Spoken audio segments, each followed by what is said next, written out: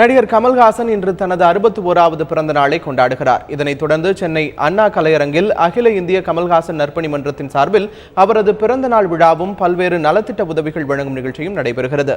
இந்த நிகழ்ச்சியில் நடிகர் கமல்ஹாசன், நடிகர் சங்க தலைவர் நாசர் உள்ளிட்டோர் பங்கேற்கின்றனர். தற்போது கமல் பேசி வருகிறார். அதன் நேரடி காட்சிகளை பார்க்கலாம். இது போன்ற பலரும் இங்கே இருக்கிறார்கள், புதியவர்களும் வந்திருக்கிறார்கள். பழைய நமது குறிக்கோள்கள் சிலருக்கு தெரியாமல் இருக்கலாம், அல்லது உங்கள் பெரியவர்கள் சொல்ல மறந்திருக்கலாம். மீண்டும் நினைவுபடுத்த விரும்புகிறேன். விழா காலங்களில் என்னை மரியாதை செய்வதாக நினைத்து நீங்கள் செய்யும் அன்பு காணிக்கைகள் எல்லாம் எனக்கு பயன்படுவதற்காக அன்று என்பதை நீங்கள் புரிந்து கொள்ள வேண்டும். இப்பொழுது நாமக்கல்லில் இருந்து காமராஜ் அவர்கள் 2 சட்டை வாங்கி கொடுத்திருக்கிறார். எனக்கு இந்த சட்டை தான் வேணும், இந்த மருந்து தான் வேணும், இந்த புத்தகங்கள் தான் வேண்டும். மாலைகளும் மற்றவைகளும் தங்கமும் வைரமும் வேலைக்கு ஆகாதுங்க. நீங்க அன்போடு செஞ்சு கிருஷ்ண பக்தி போல பொம்மையெல்லாம் செஞ்சு கொடுக்கறீங்க, அதை உருக்கினாதான் எங்களுக்கு வேலையாகும். ஏன்னா அதிலிருந்து வர்ற பணத்தை நற்பணிகளுக்கு செய்ய வேண்டும் என்று நினைப்போம். அவமரியாதை ஒன்றுமல்ல. இங்கே திருவருட்பா புத்தகம் கொடுத்தார்கள், நன்றியுடன் பெற்றுக்கொண்டேன்.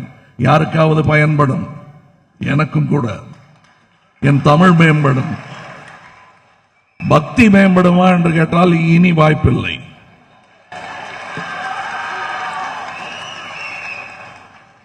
ஒவ்வொரு முறையும் என்னை பார்த்து சந்தேகத்துடன் கேள்விகள் பல முறை எழுப்பப்பட்டிருக்கின்றன. ஒவ்வொரு முறையும் என் படம் ரிலீஸ் ஆகும் பொழுது நீ நல்ல நடிகன் தானா, விலை போகுமா என்னும் கேள்வி ஒவ்வொரு முறையும் கேட்கப்படுகிறது. ஒவ்வொரு முறையும் அதற்கு நான் பதில் சொல்ல கடமைப்பட்டிருக்கிறேன். அது நல்ல கலைஞனுக்கு பார்த்து நல்ல ரசிகர்கள் கேட்கும் கேள்வி.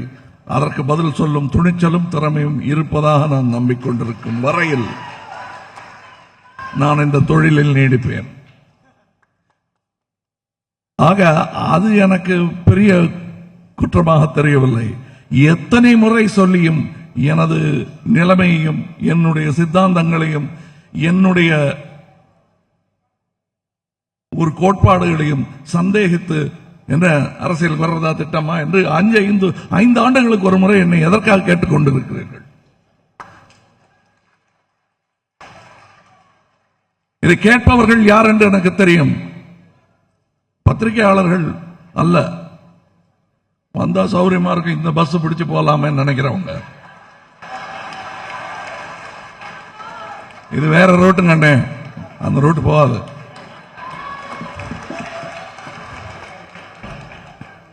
ஏறாதீங்க. ஏறினா பாதியில வண்டியை நிறுத்தி இறக்கி விட்டுட்டு தான் போவோம். என்னை கேள்வி கேட்கிறார்கள், என்னுடைய நேர்மையை கேள்வி கேட்கிறார்கள். அந்த கோபத்தில் தான் நான் இங்க பேசுறேன். நான் என் அடிப்பை பத்தி கேளு, நான் அடுத்த படத்துல மன்னிச்சுங்க, அதுல உங்களுக்கு பிடிக்கலன்னா அடுத்த படத்துல நல்லா நடிக்கிறேன்னு சொல்லுவாங்க. ஆனா இத கேள்வி கேட்காத. ஏன்னா நான் ரொம்ப ரத்த காயம் பட்டுத்தான் இந்த நேர்மை பழகி இருக்கிறேன். இதனை சந்தேகிக்கும் பொழுது எங்கேயோ என்னுடைய பூர்வீகத்தை சந்தேகிப்பதாக நான் நினைக்கிறேன். அந்த அளவுக்கு அவமானம், தாயை பழி சொன்னது போன்ற ஒரு கோபம் எனக்கு வருகிறது. இன்னைக்கு ஒருத்தர் சொன்னாரு, இன்னைக்கு உங்க பிறந்த நாள் அன்னைக்கு எங்க அம்மாவுடைய கண்ணை தானம் பண்ணிட்டு வந்திருக்கேன் சார், இனிமே நீங்க தான் எனக்கு அம்மான்னு. இருந்துட்டு போறேன் அம்மாவா? அவை சாமி ஆக முடியும்னா என் தம்பிக்காக நான் அம்மா ஆக முடியாத?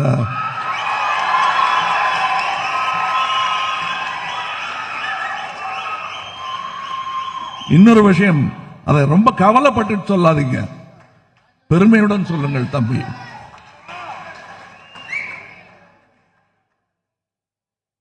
ஏன்னா அம்மா இல்லை என்பது உறுதியாகிவிட்ட பிறகு மனிதம் இன்னும் வாழ்கிறது அவர்கள் பெயர் என்பதை நீங்கள் நிரூபித்துக் கொண்டிருக்கிறீர்கள். அதனால் அதை கவலையுடன் சொல்லாதீர்கள், பெருமையுடன் சொல்லுங்கள். மரணத்தை வாழ்வின் ஒரு பகுதியாக ஏற்றுக்கொண்ட பலரில் நானும் ஒருவன். அதனால்தான் என் பிறந்த நாளும் என் தகப்பனாரின் இறந்த நாளும் ஒரே நாள் கொண்டாடப்படுகிறது. அது வேறு, இது வேறு. அதை நோக்கி நெருங்காமல் எத்தனை நாள் தள்ளி போடுகிறோமோ அத்தனை நாள் நல்லது என்று நினைப்பவன் அல்ல. எனது கடமைகளில் ஒன்றாக அதை நான் நினைக்கிறேன்.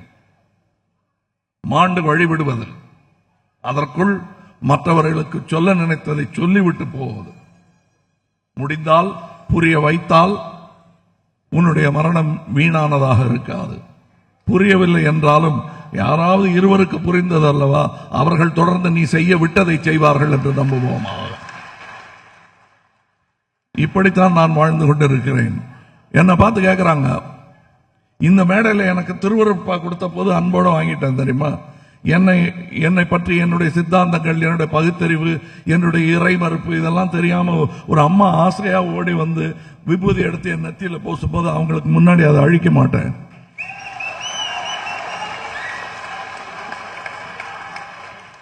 அதுதான் என் பகுத்தறிவு.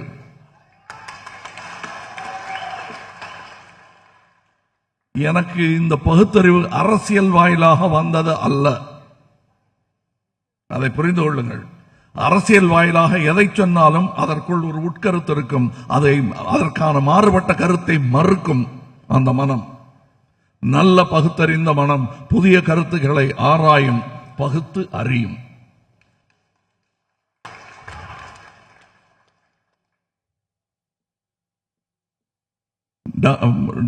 ரிச்சர்ட் டாக்கின்ஸ் போன்றவர்கள் சொல்லும் கருத்துக்களுடன் ஒத்துப்போவர் நான்.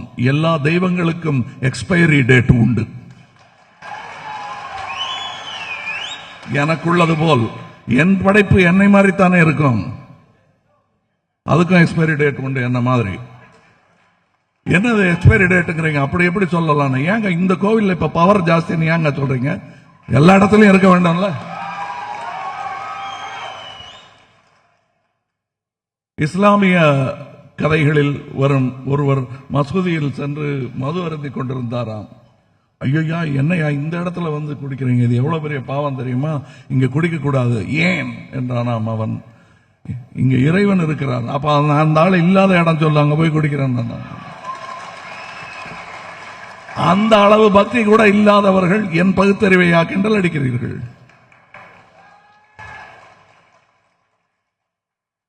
நான் சொர்க்கமின்றி வாழ்ந்து கொண்டிருக்கிறேன். இங்கேயே அந்த வேலையை முடித்து விட்டுத்தான் போவதாக இருக்கிறேன். எனது சொர்க்கத்தை இங்கே, அதற்கான சான்றுகள், மூன்றிய கன்றுகள், விதைகள், ஏதாவது ஒன்று அடையாளம் பார்த்து விட்டுத்தான் நான் போவேன். இங்குதான் எனது சொர்க்கம். நரகமும் இங்குதான் இருக்கிறது.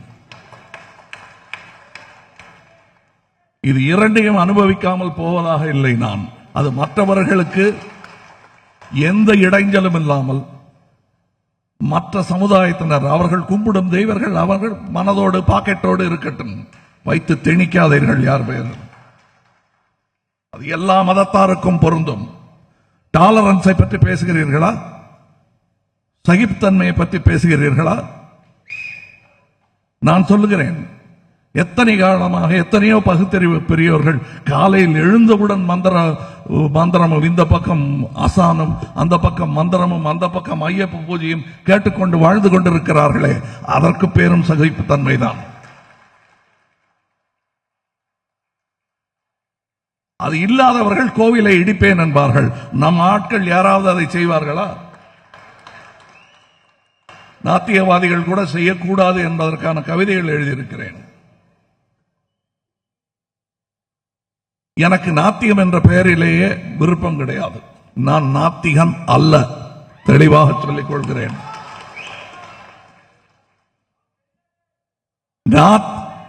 கேள் கேள் கேள், அவசரப்படாத.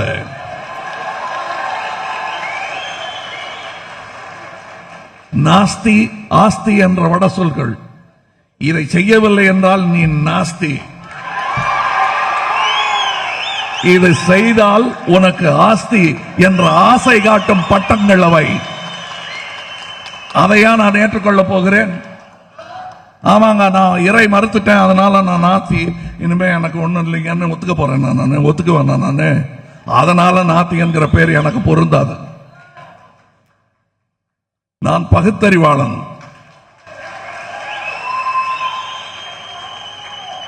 நாளைக்கு ஏதாவது ஒரு மந்திர சக்தி உள்ள சாமியார், மகாகணம் பொருந்தியவர் ஒரு தெய்வத்தை கொண்டு நிறுத்திவிட்டால் கைகுலுக்கி வரவேற்பேன், கும்பிட மாட்டேன்.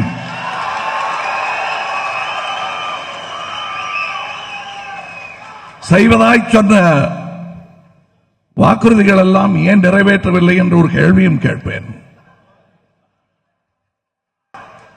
சுனாமி வந்தபோது எங்கிருந்தீர் ஐயா என்று கேட்பேன். ஏழ்மை வந்தபோது எங்கிருந்தீர்கள் அம்மா என்று கேட்பேன். வெவ்வேறு ரூபம். உங்களுக்கு எதுக்கு ஒரு ஆண் பெண் ஜெண்டர் பால் வேற்றுமை எதற்கு ஐயா அம்மா என்று கேட்பேன். திரு உருவாக இருந்துவிட்டு போயிருக்கலாமே. உங்களுக்கு ஏன் வட சொல் மட்டுமே பேச வருகிறது? சில நேரங்களில் தமிழ் பேச வரமாட்டேன் என்கிறது.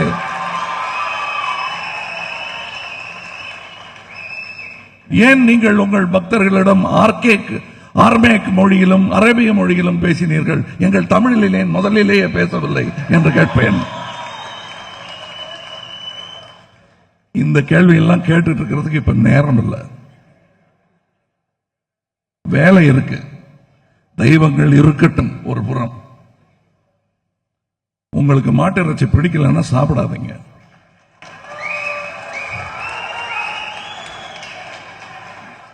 அது எக்காரணத்திற்காக நீங்கள் சாப்பிடக்கூடாது என்பதற்கு மருத்துவ ஆதாரங்கள் இருக்கிறது. அதனால் சாப்பிடாதீர்கள். நான் சாப்பிட்டு இருந்தேன். இப்ப என்னை விட பெரிய மிருகங்களை நான் சாப்பிடுவதில்லை என்று முடிவு வைத்திருக்கிறேன். ஏன்னா தனியா காட்டுல நான் மட்டும் கல்ல வச்சுக்கிட்டு இருந்தேன்னா அது செஞ்சிருப்பேன். நான் யோசிச்சு பார்த்தேன், முடியாது. வலுவில்லாத போது எதற்கு இப்ப வசதி வந்து விட்ட ஒரே காரணத்தினால் நீ பெரிய மிருகங்களை சாப்பிடுற, முடிந்தால் சின்ன மிருகங்களை சாப்பிடு. அதுவும் கிடைக்கலன்னா என்ன கிடைக்குதோ அதை சாப்பிட்டு போ. அது கூட இல்லாம எத்தனையோ பேர் இந்தியாவில் இருக்கான். அதை கவனி. என்ன சாப்பிடலான்னு மெனு போட்டு கொடுக்காத, சாப்பாடு போடு.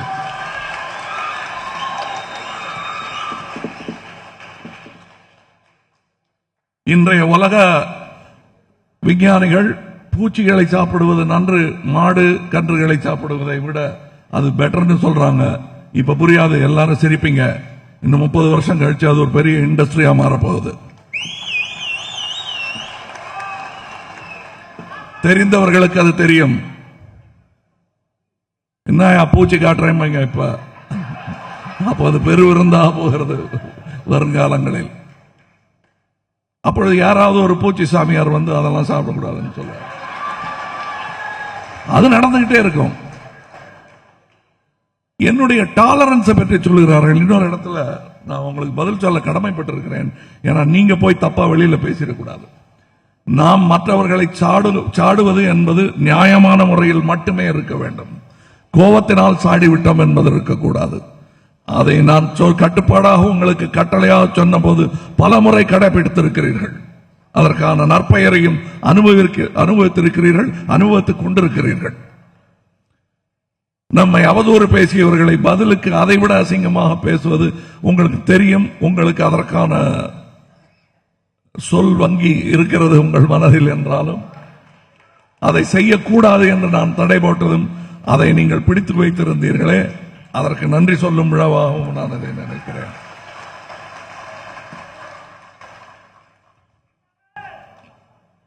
ஒருத்தனை ஒரு நம்மளோட பலசாலி ஒருத்தனை அடிக்கிறதுக்கு தைரியம் வேணும். 10-15 பேர் இருந்தான்னா வீரம் வேணும். அதுக்கும் மேல இருந்தா அது மகாவீரம். அதனாலதான் அவருக்கு மகாவீரர்னு பேர் வச்சாங்களோன்னு நினைக்கிறேன். மகாவீரம் என்பது என்னவென்றால் அஹிம்சை. அங்கே போய் முடிகிறது. உனக்கு அவ்வளவு தைரியம் இருக்கிறதா என்று சோதித்து பார்த்துக்கொள். மற்றபடி அந்த வார்த்தையை, அஹிம்சை என்ற வார்த்தையை நீங்கள் உபயோகிக்காத. மனிதர்களுக்கு காட்ட முடியாத ஒரு அன்பை நீங்கள் மிருகங்களுக்கு காட்டி பிரயோஜனம் இல்லை. முதலில் அதை கற்றுக்கொள்வோம், நாம் கற்றுக்கொள்வோம். அவங்கள்ட்ட விமர்சனம் சொல்றதெல்லாம் அப்புறம் இருக்கட்டும். நீங்க நல்ல சாப்பாடு சாப்பிடுங்க, எது உங்களுக்கு கட்டுப்படி ஆகுதோ அதை சாப்பிடுங்க. ஆனா மற்றவர்கள் பால் எதையும் வலியுறுத்தாதீர்கள். திடீர்னு எல்லாரும் இங்க விழுந்து நமாஸ் பண்ணுங்கன்னா யாரும் ஒத்துக்க போறதில்லை.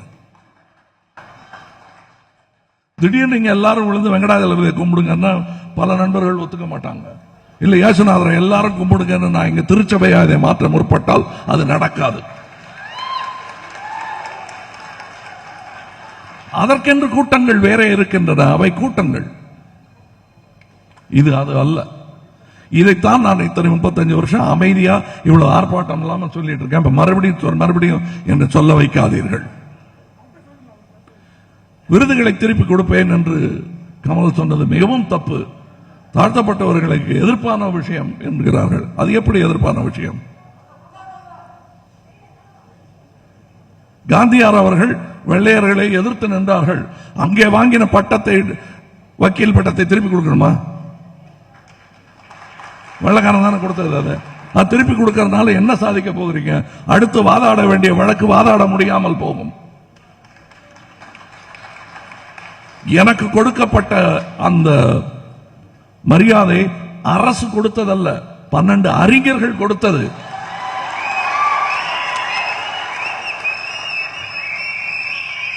அவர்களை நான் அவமதிக்க மாட்டேன்.